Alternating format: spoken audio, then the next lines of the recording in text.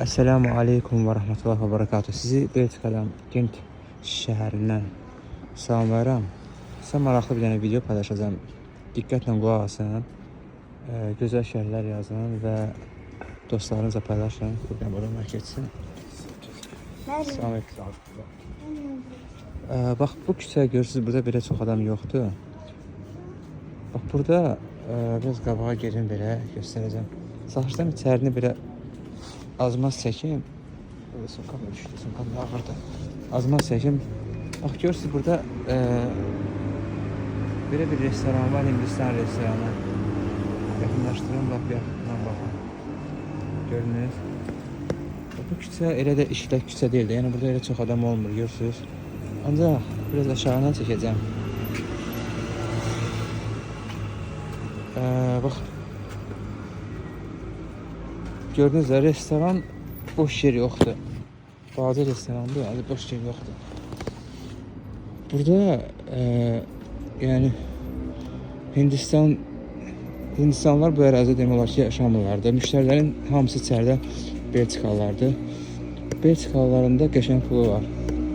Yəni yeyib içən xalqlardır. Yəni yeyib içməyə xoşlayırlar. Pul verənlər də yəni yeməyə, keyfiyyətli yeməyə. Bax, mən baxıram, telefonum düşür.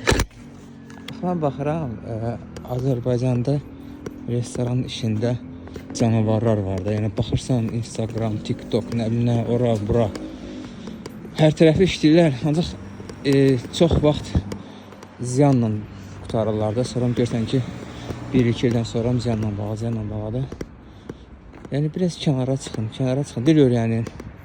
Deyir yəni əsas. Sonra kənara çıxın. Gedin bir varlı ölkə tapın. Avropa ölkələrindən biri. Qəşəng bir restoran açın. Bunlar fərqi yoxdur. Azərbaycan, Hindistan, Vyetnam, nə bilim hara olur olsun. Qurbağa da yeyərlər. Yəni əsas odur ki, keyfiyyətli məhsul təqdim edəsən, təmizlik olsun. Qiymətlər də belə də tutarlı olsun. Gelin işləyin də. Niyə zülm çəkirsiniz? Bu arada böyle gözəl mənzərə var burada. Gent, ümumiyyətlə, Genti sevirəm deməkdə. Gözəl yerdir. Belə, bu videonu bəyənirsə başqa restoranlar da çəkib göstərəcəm inşallah. Özüm də indi gedirəm Əfqan restoranına, təzə asıl görək nə var orada.